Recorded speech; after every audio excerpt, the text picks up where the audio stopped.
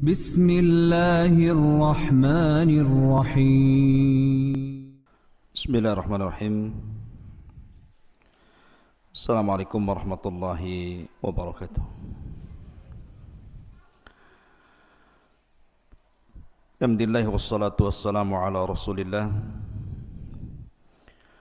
wa ala alihi wa sahbihi wa mawalah wa la hawla wa la quwata illa billahi wa ba'du.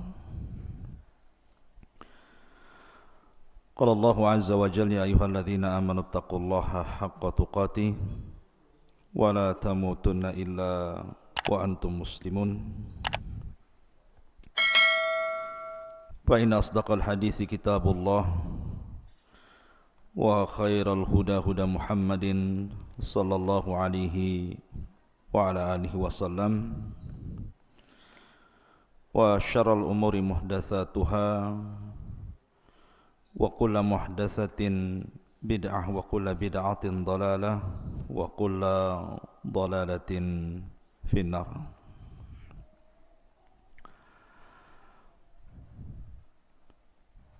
Alhamdulillah, ma'asyiral muslimin yang dimuliakan Allah Subhanahu wa taala.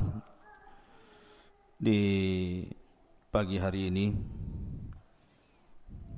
kita bisa duduk di Masjid Jabal Uhud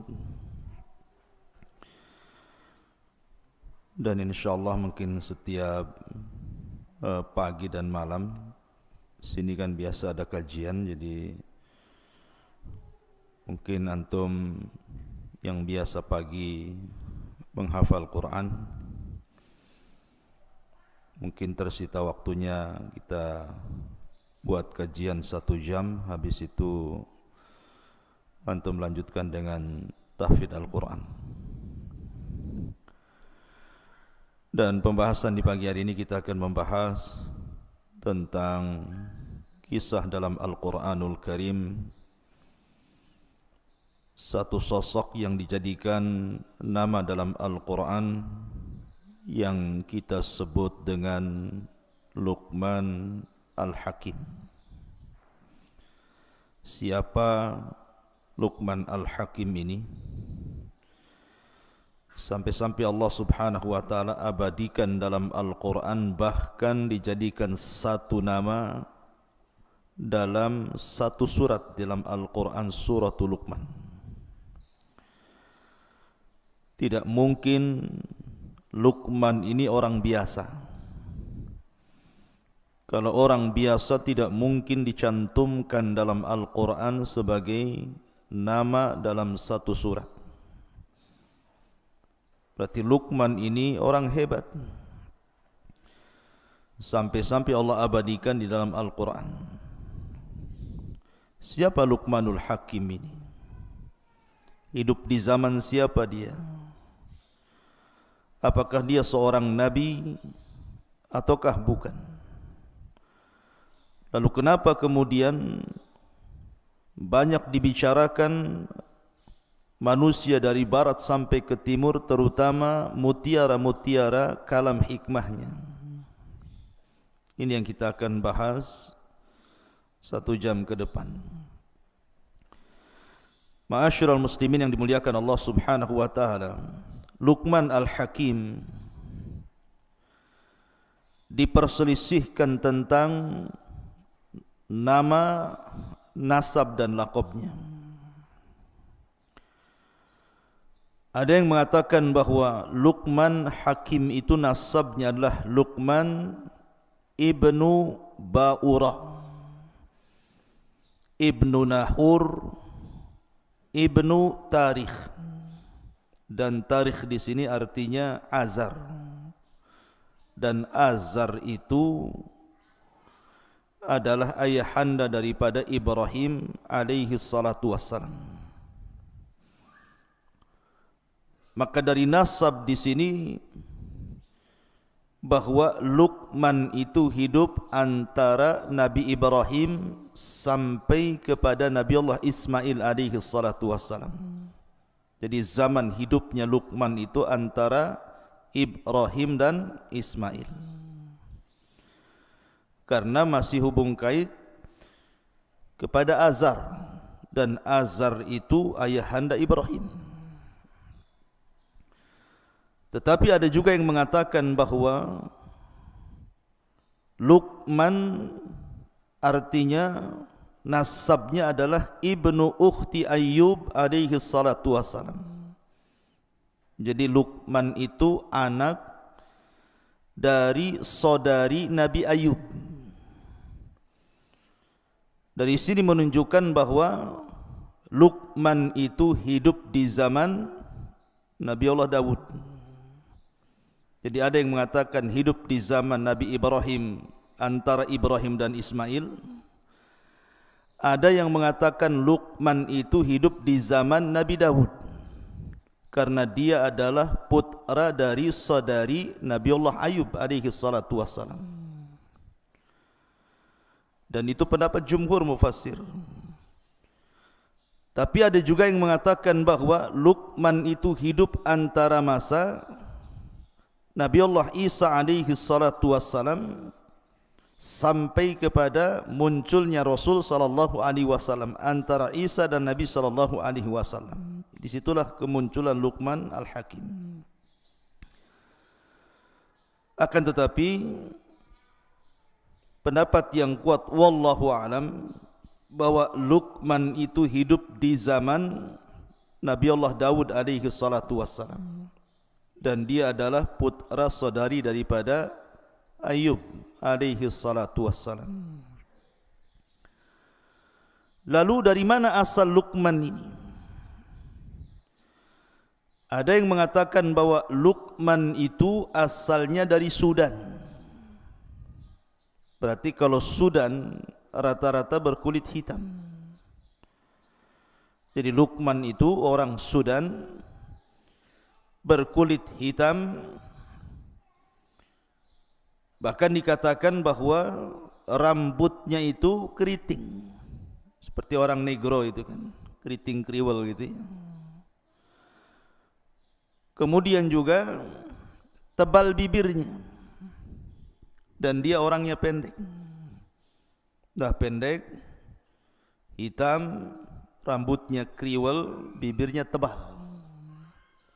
Itulah Luqman Al-Hakim. Artinya secara fisik Luqman itu bukan orang gagah, bukan pula orang ganteng. Justru secara fisik Luqman itu adalah orang-orang yang berkulit hitam. Dari sini ada faedah kenapa Allah Subhanahu wa taala cantumkan orang seperti namanya dalam Al-Quran. Maka Islam mengajarkan bahawa keutamaan itu bukan ditinjau fisik. Innallaha la yanzuru ila suwarikum wala ila amwalikum walakin yanzuru ila qulubikum wa a'malikum. Jadi Islam itu memandang bukan karena fisik, bukan karena harta, tetapi yang dipandang hati dan amalnya. Makanya Nabi SAW dalam khutbah Arafah mengingatkan manusia tentang keutamaan manusia di hadapan Allah. Kata Nabi SAW, ayyuhan nas, la fadla bainal arabi wal a'jam, walal aswad alal ahmar illa bitaqwallah. Wahai manusia, tidak ada istimewanya baik anda orang Arab ataupun non-Arab, baik anda berkulit hitam ataupun putih ataupun merah, tetapi keutamaan itu hanyalah ada pada takwa. Kemudian Rasul membacakan ayat inna akramakum indallahi atqakum. Jadi ada yang mengatakan Luqman itu adalah orang Sudan. Ada juga daerah Luqman di Sudan itu di kampung namanya Nubah. Ada satu kota namanya Nubah di Sudan, itulah Luqman itu hidup di situ. Tapi ada juga yang mengatakan bahwa Luqman itu adalah Habasyi, artinya Ethiopia. Tetapi yang masyhur bahwa Luqman itu orang Sudan dan hidup di kota namanya Nubah. Itu yang banyak dijelaskan oleh ahli tafsir. Ma'asyiral muslimin yang dimuliakan Allah Subhanahu wa taala. Adapun banyak dijelaskan para ulama siapa Luqmanul Hakim ini. Al-Imam Ibnu Katsir rahimahullahu taala mencantumkan dalam kitab Bidayah wa Nihayah, beliau mengatakan kana abdan. Luqman ini seorang hamba. Dari sini menunjukkan bahwa Luqman itu bukan seorang nabi. Ada memang sebagian ulama mengatakan Luqman itu nabi. Tetapi pendapat yang kuat bahwa Luqman itu abdan, seorang hamba, seorang budak. Subhanallah, dia orang merdeka, bukan orang merdeka loh ya, orang budak. Artinya dia ada tuannya di situ. Kalau seorang budak berarti bukan merdeka, diatur-atur oleh tuannya, karena perbudakan dalam Islam itu sama dengan barang diperjualbelikan. Tetapi istimewanya walaupun dia seorang budak, Luqman itu adalah orang yang diperhitungkan setiap mutiara kalamnya sampai diabadikan dalam Al-Quran. Maka dijelaskan juga beliau adalah kathirat tafkir, orangnya banyak mikir. Kemudian hasanal yakin, sangat baik keyakinannya kepada Allah Azza wa Jalla. Ahabballaha fa'ahabbahu, karena dia banyak mencintai Allah, akhirnya Allah mencintai dia. Famannallahu alaihi bil hikmah, dan Allah anugerahkan kepada Luqman itu hikmah. Apa itu hikmah? Hikmah itu al-isabatu fil umur. Dia setiap ucapannya, setiap perbuatannya itu mencocoki kebenaran. Jadi dia kalau ngomong itu udah kayak wahyu saja. Makanya kemudian mutiara hikmahnya itu dipakai sampai di zaman jahiliyah, di zaman Nabi SAW sebelum diangkat menjadi Nabi dan Rasul. Orang-orang jahiliyah terkadang menukil-nukilkan ucapan Luqman sampai hari ini. Saking hebatnya Luqman al-Hakim ini. Ma'asyiral muslimin yang dimuliakan Allah Subhanahu wa taala. Lah Luqmanul Hakim dijelaskan oleh para ulama seperti yang dikatakan Sa'id ibn al-Musayyib. Sa'id ibn al-Musayyib ini seorang pemimpin para tabi'in. Sa'id ibn al-Musayyib mengatakan ketika beliau ditanya, ada orang yang berkulit hitam datang kepada Sa'id ibn al-Musayyib merasa hina karena kulitnya. Jadi dia merasa dihinakan manusia sehingga dia merasa rendah diri. Akhirnya dia datang kepada Sa'id ibn al-Musayyib bertanya soal kenapa Allah ciptakan dia berkulit hitam itu. Maka Sa'id ibn al-Musayyib mengatakan, la tahzan min ajli annaka aswad. Jangan sedih karena engkau berkulit hitam. Karena min akhyarin nasi thalatha, karena manusia terbaik di permukaan bumi ini ada 3 manusia dan semua berkulit hitam. Kemudian yang pertama disebutkannya Bilal ibn Rabah, berkulit hitam. Kemudian yang kedua Mahja maula Umar. Mahja maula Umar itu berkulit hitam. Dalam riwayat Najasyi, raja Ethiopia. Kemudian yang ketiga Luqmanul Hakim, aswad nubiyan. Dia seorang yang berkulit hitam, orang yang tinggal di Nubah. Maka dari sini Sa'id ibn al-Musayyib ingin menjelaskan bahwa kepada orang yang merasa kecil hati gara-gara fisik, gara-gara berwarna hitam kulitnya, dia mengatakan jangan sedih. Karena manusia-manusia terbaik sepanjang zaman itu ada yang berkulit hitam. Sudah disebutkan 3 orang. Pertama Bilal, yang kedua Mahja, yang ketiga Luqman. Dalam riwayat Mahja diganti dengan Habasyah, raja Ethiopia, raja Habasyah namanya Ashamah ibn Afjur. Semua berkulit hitam, tetapi mereka adalah orang-orang pilihan dalam Islam. Siapa yang tidak kenal Bilal? Sandalnya saja masuk surga sebelum orangnya. Siapa yang tidak kenal Ashamah ibn Afjur, raja yang sangat adil sampai-sampai Rasul mengizinkan para sahabat hijrah ke Ethiopia karena keadilannya Najasyi itu. Kemudian juga Mahja, bahkan Luqmanul Hakim sampai diabadikan dalam Al-Quran. Ma'asyiral muslimin yang dimuliakan Allah Subhanahu wa taala. Baik, dari sini kita sudah tahu bagaimana Luqmanul Hakim.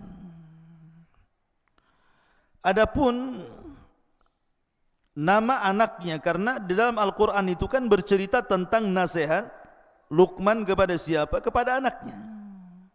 Ini yang kita akan ceritakan. Siapa anaknya ini?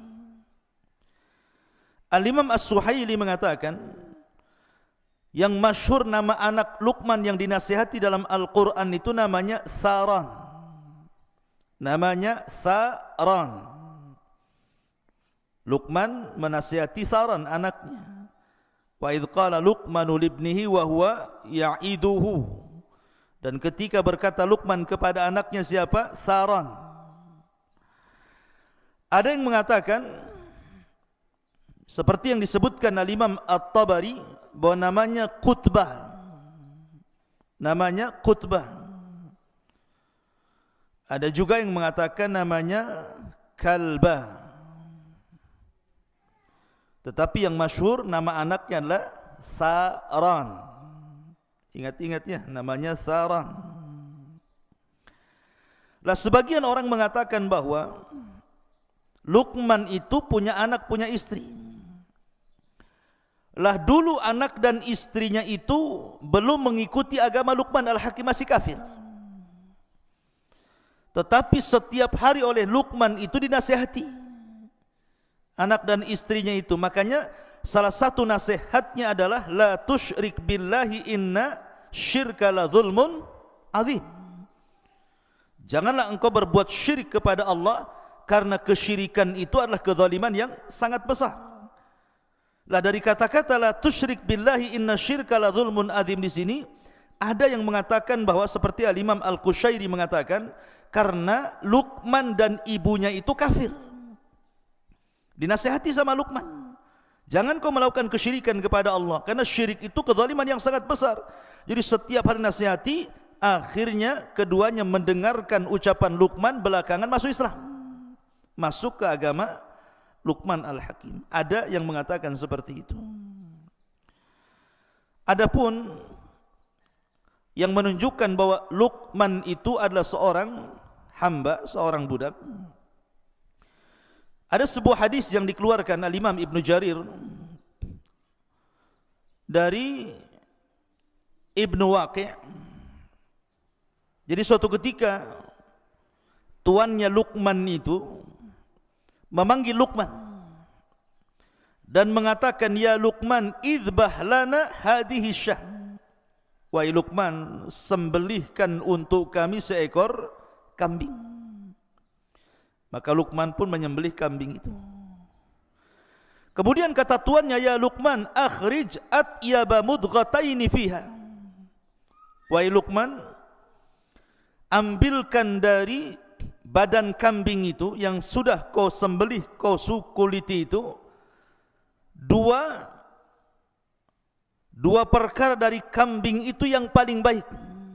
Dari anggota badan kambing yang paling baik itu keluarkan, kemudian serahkan kepadaku. Kemudian tiba-tiba Luqman mengiris apa? Mengiris lidah kambing, kemudian mengambil hati kambing, diserahkan kepada tuannya dan mengatakan, inilah dari badan kambing yang paling baik, lisan dan hatinya. Kemudian dalam tempo yang lain, tiba-tiba majikannya mengatakan, idbah lana hadhihi syah, kau sembelih lagi kambing itu. Akhirnya disembelihlah kambing, kemudian dikuliti. Kata tuannya, akhrij akhbatha mudghataini fiha. Sekarang ambilkan dari badan kambing itu yang paling jelek. Tiba-tiba Luqman mengiris lisan kambing itu, kemudian mengambil hatinya lagi.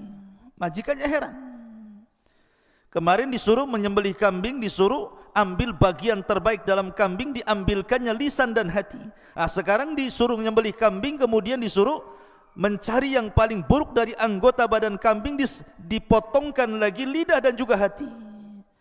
Jadi tuannya bertanya, kenapa sama? Kenapa tidak yang lain, tidak kakinya, tidak pahanya, tidak dagingnya? Kenapa itu pula yang diambilkan?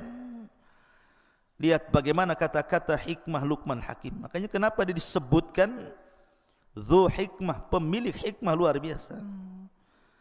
Kata Luqmanul Hakim, innahu laisa min syai'in atyab minhuma idza taba wala akhbatha minhuma idza khabutha.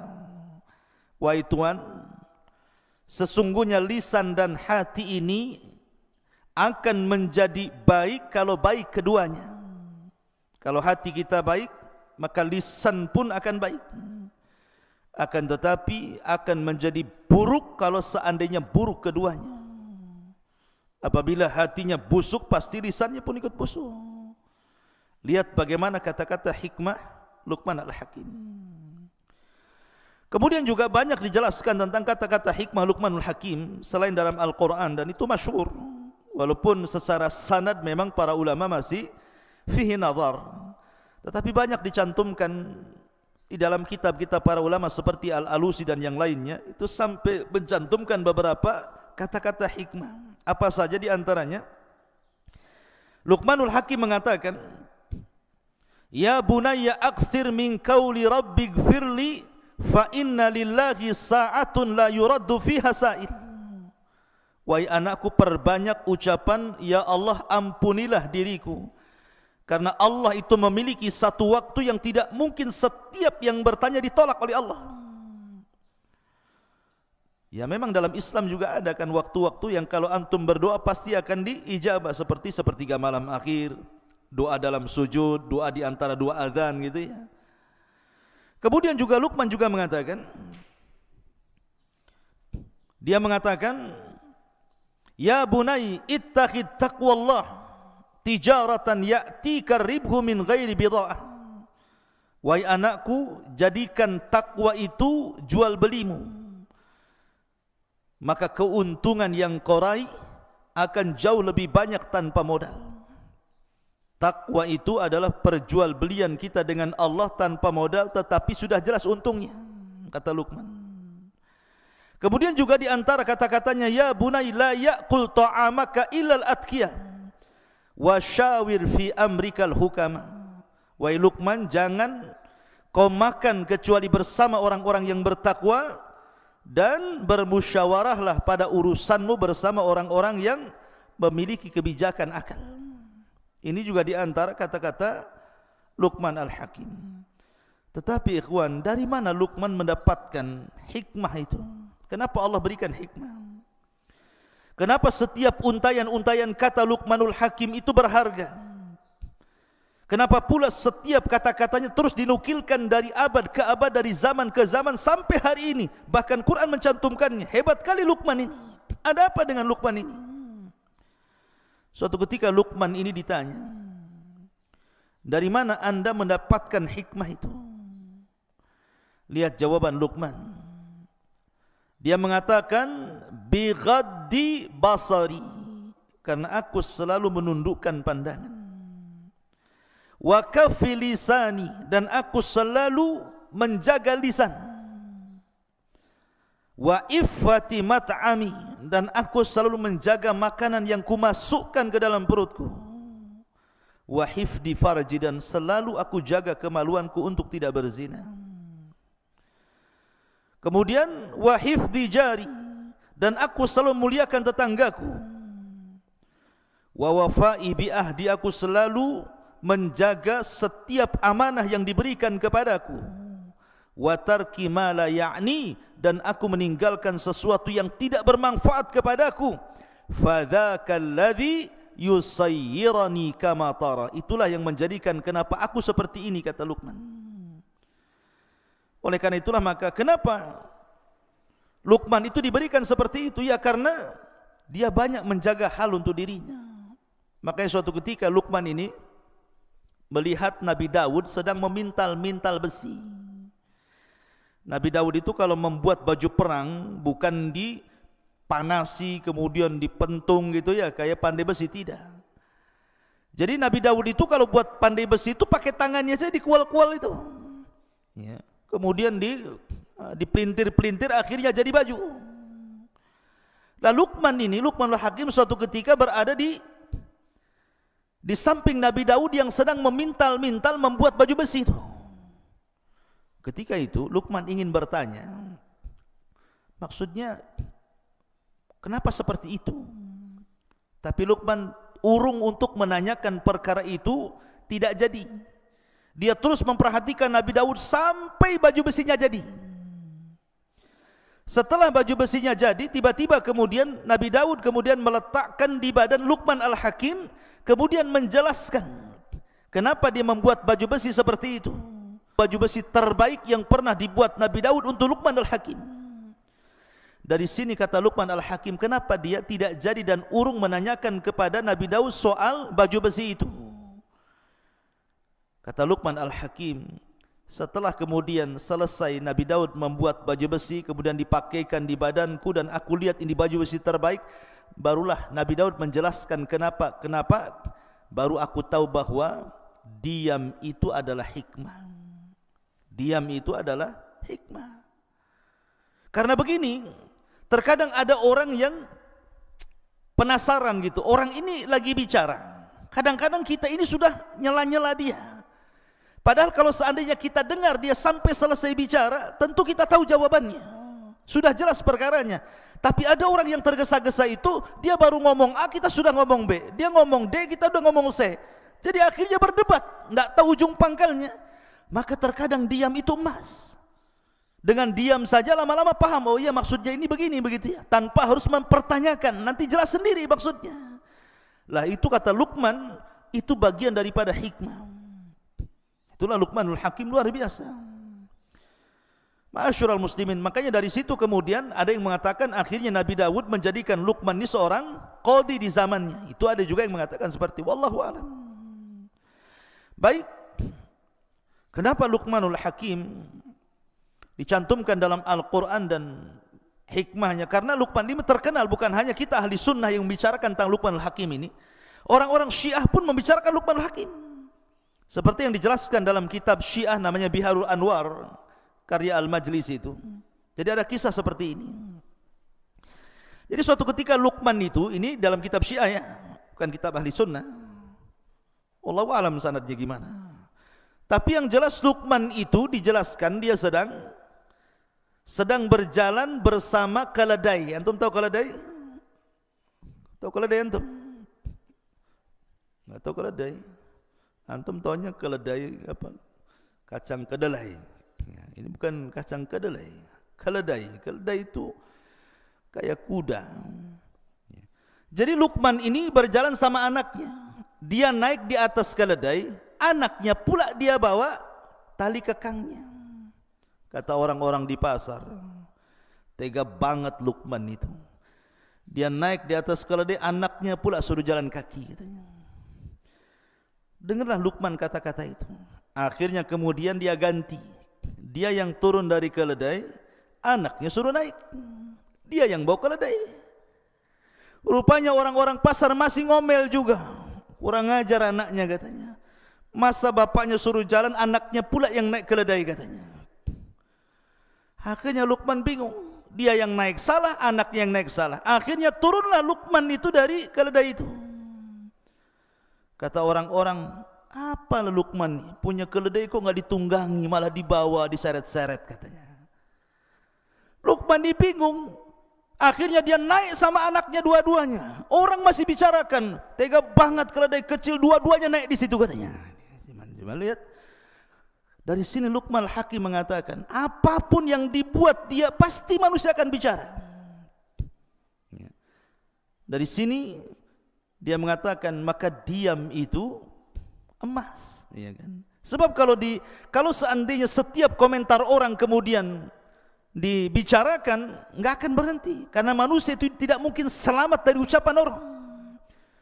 Mau gimana pun pasti kita akan dibicarakan orang. Antum mau baik mau jahat, pasti orang akan bicarakan keburukan kita. Ya seperti itu manusia. Tapi dalam kitab Syiah ya, Biharul Anwar, saya enggak akan bicarakan tentang masalah Luqman yang tidak jelas sanadnya. Kita langsung saja bagaimana Al-Quranul Karim menggambarkan Luqman Al-Hakim ini. Lihat bagaimana Allah mengatakan dalam Al-Quran, dalam suratul Luqman ayat 12 dan begitu seterusnya. Allah mengatakan, وَلَقَدْ آتَيْنَا لُقْمَانَ الْحِكْمَةَ, dan sungguh kami berikan kepada Luqman ini al-hikmah. Hikmah ini ucapan yang sangat bijaksana, penuh dengan mutiara-mutiara kebaikan.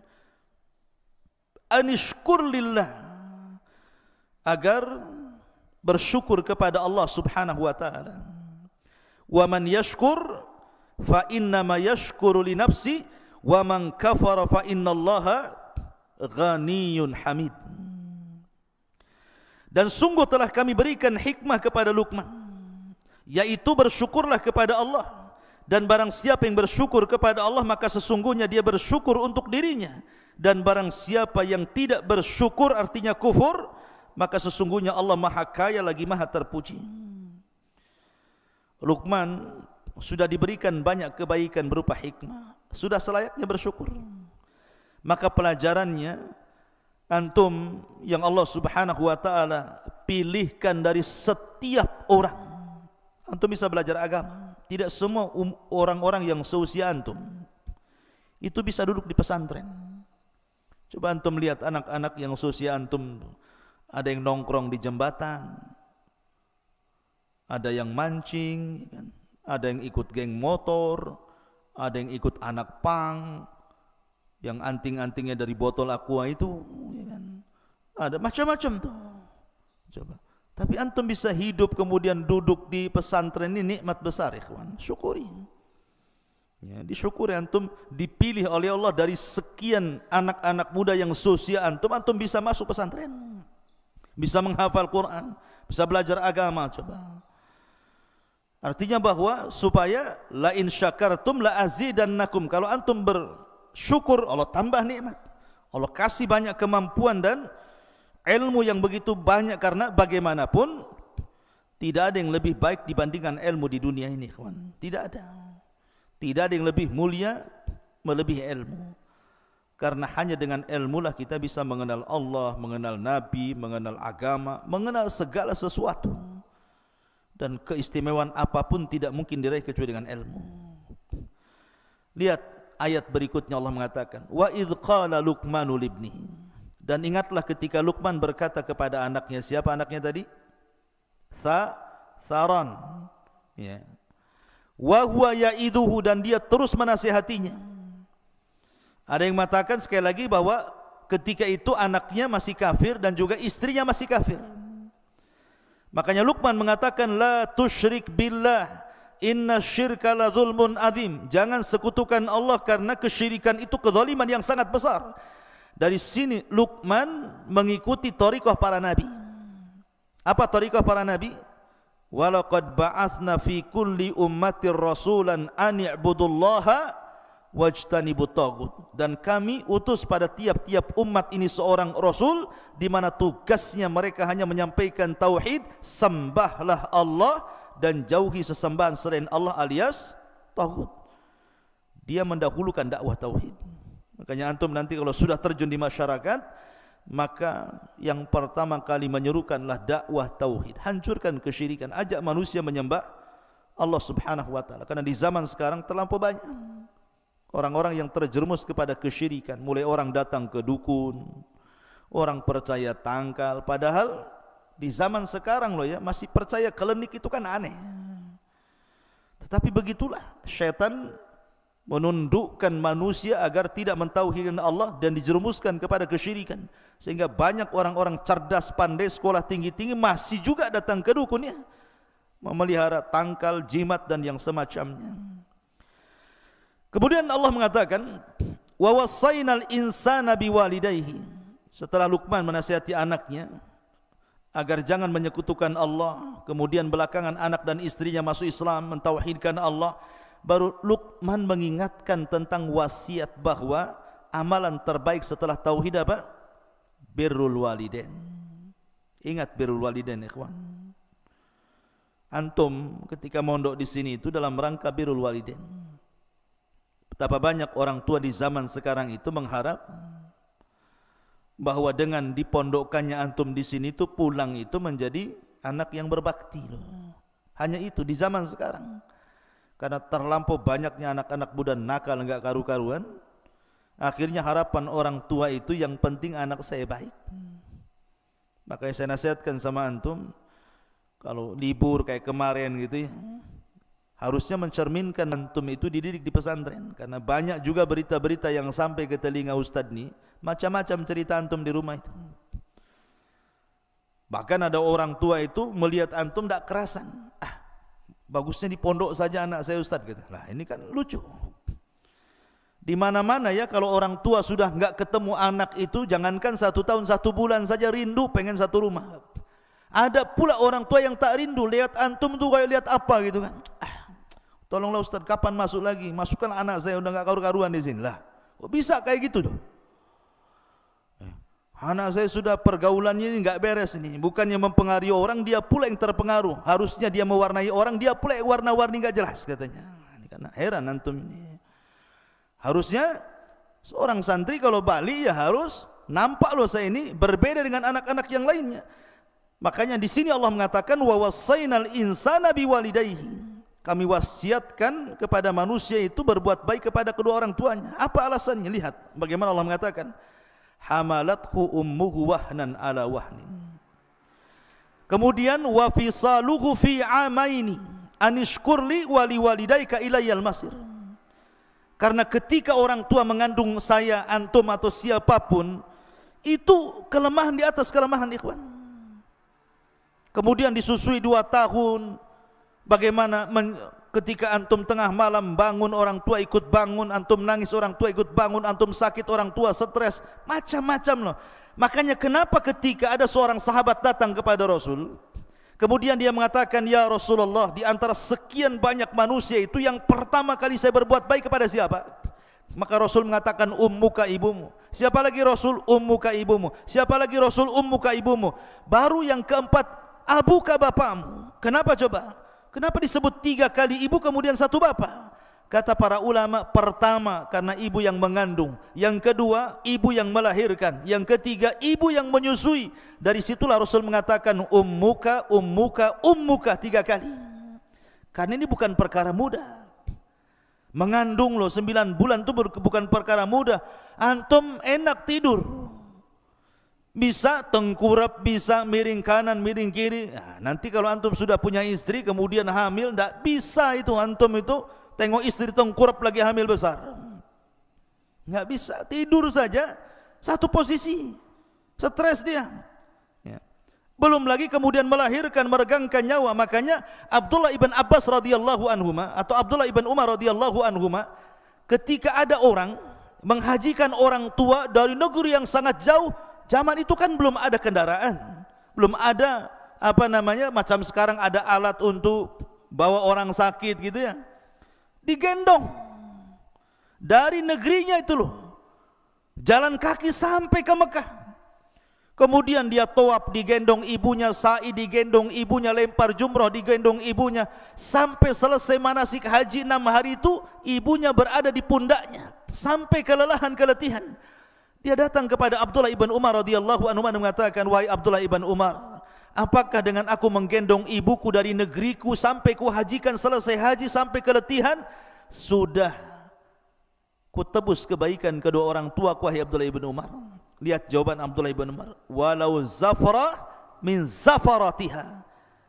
Ketahuilah bahwa hentakan nafas ibumu saat melahirkan kamu, 1 kali hentakan itu tidak bisa ditandingi.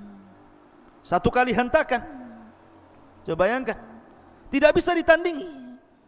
Sementara kita kan tahu itu, kalau orang melahirkan itu berapa kali nafas gitu ya.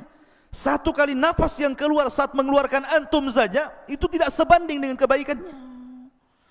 Dari sini ikhwatu fiddin, penting berbuat baik. Makanya ada laki-laki dari Yaman itu datang kepada Rasulullah ingin terlibat dalam jihad dan mengatakan, ya Rasul, alhiqni bil jihad. Rasul, libatkan aku dalam jihad. Aku sudah jalan kaki dari Son'ah ke Madinah. Itu bukan perjalanan sebentar tuh. Tapi Nabi SAW mengatakan, ahayyun walidaik, masih hidup kedua orang tuamu. Rasul tidak bertanya skillnya, emang kau jihad bisa apa? Bisa mana? Bisa pedang? Bisa naik kuda? Sudah pernah membunuh? Sudah berjihad? Tidak. Rasul tidak bertanya soal skill perang. Rasul hanya mengatakan, ahayyun walidaik, hidup orang tuamu. Kata anak muda ini, masih wahai Rasul. Ketika aku tinggalkan dia nangis. Maka Rasul mengatakan, irji fa fihi mafajahid, pulang. Berjihadlah kepada kedua orang tuamu, buat dia tertawa sebagaimana kau buat dia menangis. Lihat bagaimana Nabi SAW mengajarkan birrul walidain penting. Kenapa? Anishkurli wali walidaika ilayyal masir. Karena syukur kepada Allah belum dikatakan syukur sampai anda bisa bersyukur kepada kedua orang tua. Kemudian setelah itu Luqman mengatakan, wa in jahadaka ala an tusyrika bima laysa laka bihi ilmun fala tuti'huma wa sahibhuma fid dunya ma'rufa. Jika kedua orang tuamu menyuruh kamu untuk menyekutukan diriku dengan siapapun selainku, dengan sesuatu tanpa ilmu, jangan taati keduanya. Dari sini menunjukkan bahwa hak Allah masih jauh lebih penting daripada hak siapapun sampai kepada orang tua. Makanya Rasul mengatakan, la ta'ata li makhlukin fi maksiatil khaliq. Tidak ada ketaatan kepada makhluk dalam rangka bermaksiat kepada Allah. Siapapun, mau mudir antum gitu ya, mau ketua RT antum, lurah antum, camat sampai ke presiden sekalipun, ataupun orang tua, kalau perintahnya batil jangan ditaati. Kalau perintahnya batilnya, fala tutihuma. Tetapi walaupun demikian ikhwan, bagaimana Islam itu mengajarkan akhlak. Allah mengatakan, wasahibuhuma fid dunya ma'rufa. Taruhlah ada orang yang memiliki orang tua kafir, orang tuanya musyrik, kemudian memaksa anaknya untuk murtad. Satu sisi kita tidak boleh ya mentaati perintah orang tua, tapi sisi lain berbuat baik itu hukumnya wajib walaupun orang tua kafir.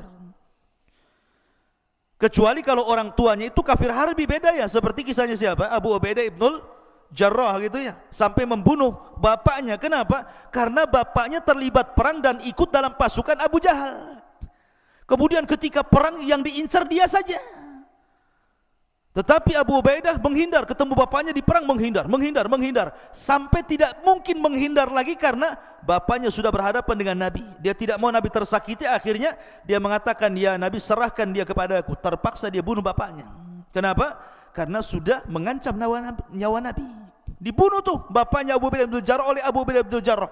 Sampai orang mengatakan, bagaimana mungkin Abu Ubaidah bin Jarrah akan diampuni dosa-dosanya sementara dia sudah membunuh ayahnya? Maka dia pun sedih. Sampai akhirnya dia mengatakan, aku tidak pernah membunuh ayahku, yang aku bunuh kesyirikan dalam badannya. Kemudian dia pun sedih sampai turun ayat ini, wa in jahadaka ala an tusyrika bima laysa laka bi ilmun fala tuti'huma. Ya. Ada yang mengatakan ayat ini turun kepada Sa'ad bin Abi Waqqas. Sa'ad bin Abi Waqqas itu orang kaya, orang tuanya dia masuk Islam, orang tuanya masih kafir. Dia paksa Sa'ad bin Abi Waqqas, kau harus kufur lagi. Kata Sa'ad, tidak mau. Kau harus kufur, tidak mau. Sampai akhirnya orang tua yang mengatakan, kalau engkau tidak kembali kepada agama nenek moyangmu, aku akan mogok makan, mogok minum sampai ku mati, katanya. Tapi karena melihat orang tuanya Sa'ad istiqomah di agama Rasul sallallahu alaihi wasallam, akhirnya dia pun menghentikan mogok makan dan mogok minumnya, padahal dia sudah hampir mau mati. Karena Sa'ad mengatakan kepada ibunya, lau kanat laki mi'atu nafsan, lau kanat laki mi'atu nafsan, thumma kharajti nafsan ma kharajtu an dini. Wah ibuku, kalau kau punya 100 nyawa, kau keluarkan satu-satu agar aku meninggalkan agamaku. Jangan harap aku meninggalkan agamaku. Kalau kau mau makan, makan silahkan, enggak juga enggak masalah. Akhirnya ibunya makan juga, lapar. Ya. Dari sini ma'asyiral muslimin, bahwa bagaimana Allah Subhanahu wa taala mengatakan jangan taati kepada orang tuanya, tetapi wa sahibhuma fid dunya ma'rufa. Tetap Sa'ad bin Abi Waqqas berbuat baik sama orang tuanya.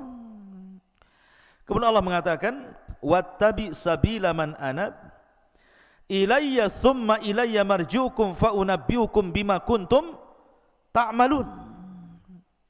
Kemudian ikutilah jalan orang-orang yang kembali kepadaku, kemudian hanya kepadaku tempat kembalimu, maka akan aku beritahukan kepadamu apa yang telah kamu kerjakan. Artinya setiap masalah di dunia itu pasti ada balasannya.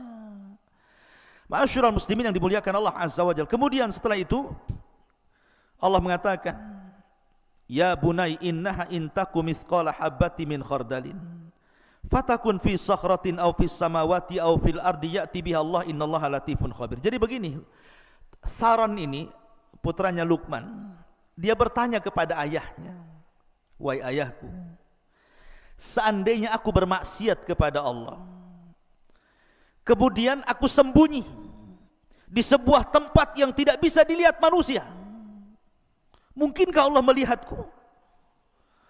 Maka Luqmanul Hakim kemudian menjawab, ini jawabannya, ya bunai, wahai anakku, in taku mithqala habbati min khardalin fatakun fi sakhratin aw fis samawati aw fil ardi ya'ti biha Allah innallaha latifun khabir. Wahai anakku, sesungguhnya jika ada sesuatu perbuatan seberat biji sawi sekalipun dan berada dalam batu atau di langit atau di bumi, niscaya Allah akan memberi balasannya. Sesungguhnya Allah maha halus lagi maha teliti kepada hamba-hambanya. Antum berbuat maksiat dimanapun Allah tahu. Makanya ada satu kisah tentang seorang laki-laki yang datang kepada siapa? Ibrahim ibn Adham kan. Jadi orang ini mengatakan kepada Ibrahim ibn Adham, wahai imam, saya ingin bertobat, sudah terlampau banyak maksiat yang kulakukan. Bagaimana cara tobatnya? Anak muda ini mengatakan kepada Ibrahim ibn Adham, sudah banyak maksiat yang kulakukan, aku ingin tobat tetapi aku tidak bisa, bagaimana caranya? Maka Ibrahim ibn Adham mengatakan kepada orang ini, sebenarnya engkau tidak perlu meninggalkan maksiatmu, silahkan bermaksiat, tetapi lakukan 5 perkara. Kalau kau bisa melakukan 5 perkara, kau ingin maksiat, maksiatlah, terserahmu. Kemudian orang ini mengatakan, hat ya Aba Ishaq, oh senang kali, seperti apa 5 perkara agar aku tetap bermaksiat? Yang pertama dia mengatakan, idza aradta an ta'siyallah fa'si. Kalau memang engkau ingin bermaksiat, silakan bermaksiat, tetapi fala ta'ku rizqahu, jangan kau makan rizki dari Allah. Kalau engkau tidak makan rizki dari Allah, kau makan dari rizki selain daripada Allah, silahkan kau maksiat. Tapi kalau kau makan dari rizki Allah, kenapa pula kau bermaksiat kepada zat yang telah memberikan rizki kepadamu? Kemudian yang kedua, idza aradta an ta'siyahu, kalau engkau memang ingin bermaksiat, silahkan, falyasi. Fala taskun syai'an min biladihi, tapi syaratnya kau jangan tinggal di satu jengkal dari bumi-bumi Allah. Silakan cari bumi yang lain, kau maksiat di situ. Tapi kalau engkau masih menginjak bumi Allah dan kau bermaksiat kepada buminya, jangan kau lakukan. Kemudian yang ketiga, idza aradta an ta'siyallah falyasi, kalau engkau ingin bermaksiat kepada Allah, silahkan, tetapi wa anta tahta rizki wa fi biladihi fangdur maudhi'an la yaraka fihi mubarizan lahu fa'si fihi. Silahkan cari tempat yang Allah tidak sanggup melihatmu. Nah, di sini syahidnya. Kalau engkau ingin maksiat, silahkan cari tempat sembunyi dan Allah tidak bisa melihatmu. Mustahil, Allah pasti melihat, ya kan? Maka dari sini ikhwatu fiddin, ketika Luqman, anaknya Luqman Tharon mengatakan, wahai abiku, kalau seandainya aku bermaksiat di tempat yang gelap, tidak ada orang yang tahu, mungkinkah Allah akan melihatnya? Maka Luqman mulai menasihati, wahai anakku, amalan baik atau buruk sebiji dzarah sekalipun, pasti Allah akan tahu dan akan membalasnya. Maka ini penting. Kemudian setelah itu Luqman Hakim mengatakan, ya bunayya aqimis salata wa'mur bil ma'ruf wanha 'anil munkar wasbir 'ala ma asabak inna dzalika min azmil umur. Wahai anakku, laksanakanlah salat dan suruhlah manusia berbuat yang ma'ruf dan cegahlah mereka dari yang mungkar dan bersabarlah terhadap apa yang menimpamu, sesungguhnya yang demikian itu termasuk perkara yang paling penting.